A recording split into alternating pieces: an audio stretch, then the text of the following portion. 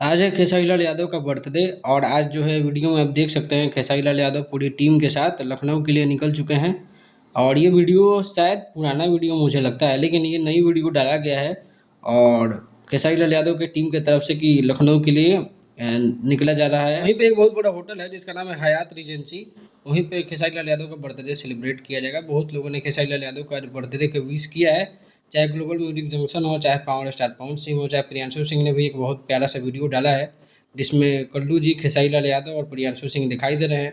बाकी उनकी टीम का जो काफिला है लखनऊ के लिए निकल गया है। एज पर जिस तरह से न्यूज वीडियो सामने आ रही है, पवन सिंह ने भी बहुत प्यारा कैप्शन लिखा है और अपना छोटा भाई हमेशा मस्त रहे, खुश रहे, और इस तरह का एक पोस्ट शेयर किया है काफ़ी देर पहले ही अपने सोशल मीडिया पे। ऐसा पहली बार हो रहा है कि खेसारी लाल यादव इतने बड़े लेवल पे अपना बर्थडे सेलिब्रेट करने वाले हैं। और ये इंडिया का सबसे बड़ा एक तरह से होटल एजेंसी है जिसका नाम है हयात रिजेंसी। और इसकी जानकारी मुझे मिली जब खेसारी लाल यादव का एक इनविटेशन कार्ड वायरल हो रहा था, जिसमें आप देख सकते हैं वहाँ पे लिखा है आपको वेन्यू हयात रिजेंसी लखनऊ।